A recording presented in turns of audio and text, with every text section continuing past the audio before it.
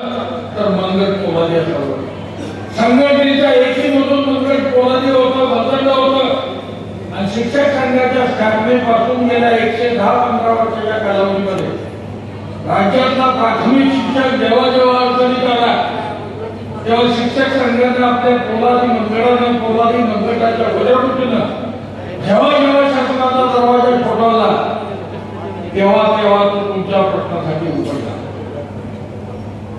एक आहे तुमच्या माझं दुर्दैव आहे, तुमच्या माझे जे लोकप्रतिनिधी आहेत ते स्वतः शिक्षण सम्राट आहेत.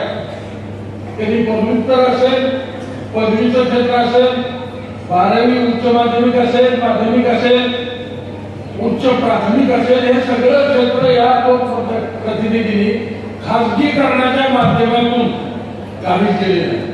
आता राहिले फक्त 1 ते 5 क्षेत्र हेही त्याला काबीज करायचं आहे. अरे आता चौथीमध्ये आम्ही छत्रपती शिवरायांचा इतिहास 4वीच्या मुलाला शिकवतो.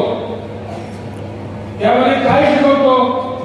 छत्रपती शिवरायांनी स्वराज्याची स्थापना करत असताना काय केलं तर जीवाभावाचे मावळे एकत्रित केले आणि या लंगोटीवाल्या मावळ्यांच्या जीवावरती त्यांनी संघटना बांधली आणि संघटनेच्या माध्यमातून स्वराज्याची स्थापना केली. एवढं संघटनेचं महत्व आहे.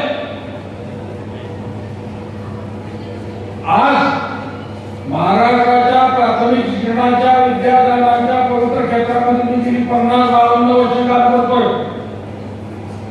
प्रचंड अस्थिरता या शिक्षण क्षेत्रामध्ये आलेली आहे. आमचा शिक्षक आज सेवेमध्ये असलेला उद्या सेवेत नाही करणे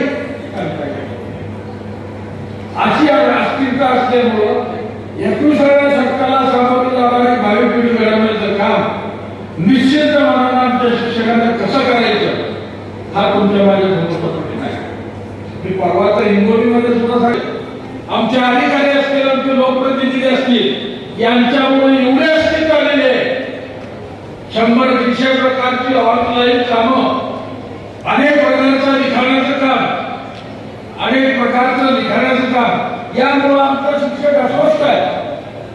जर तुमच्या माझ्या सुदैवानं छत्रपती शिवरायांच्या हयातात असते आणि तिने स्वराज्यातल्या प्राथमिक शिक्षणाची दुर्दशा बघितली असती तर या दुर्दशेला जबाबदार असणाऱ्या अधिकाऱ्यांना आणि पदाधिकाऱ्यांना त्यांनी रायगडावर तुलून घेतलं असतं आणि मीना चौकची त्यांचा हिरकणी कड्यावरून कडेलोट केला असता.